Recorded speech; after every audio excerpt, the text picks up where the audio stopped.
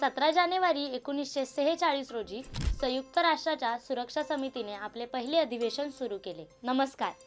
दुसऱ्या महायुद्धानंतर देशात शांतता आणि मैत्री निर्माण करणे हे एक मोठे आव्हान होते। विश्व शांततेसाठी संयुक्त राष्ट्राच्या सुरक्षा समितीने आपले पहिले अधिवेशन भरवले। याच एका उद्देशाने जगातील सर्व देशांना समान मंचावर आणले। संयुक्त राष्ट्र सुरक्षा परिषद हे संयुक्त राष्ट्र संघाचे एक मुख्य अंग आहे। जागतिक सुरक्षा व शांतता राखण्याची त्यांची जबाबदारी आहे। या सुरक्षा परिषदेत एकूण 15 सभासद राष्ट्रे असतात। त्यापैकी अमेरिका, फ्रान्स, इंग्लंड, रशिया व चीन ही 5 राष्ट्रे सुरक्षा परिषदेत स्थायी सभासद आहेत। यात सुरक्षा परिषदेच्या 5 स्थायी सभासदांना नकार अधिकाराचा अधिकार असतो। कोणत्याही निर्णयात 5 राष्ट्रांचा होकार असावा लागतो। त्यापैकी एकही राष्ट्राने संमती न दिल्यास संबंधित निर्णय फेटाळला जातो। सुरक्षा परिषद ही आंतरराष्ट्रीय शांतता ठेवणे, जगातील विविध देशातील सुरक्षा स्थिर ठेवणे, देशांमधील संघर्ष, वाद, लष्करी कारवाया न करता शांततेच्या मार्गाने हे प्रश्न सोडवणे, गरज असल्यास आक्रमक देशाविरुद्ध आर्थिक किंवा लष्करी कारवाया करणे इत्यादी कार्य ही सुरक्षा परिषद करते। काय मग कशी वाटली ही विशेष माहिती?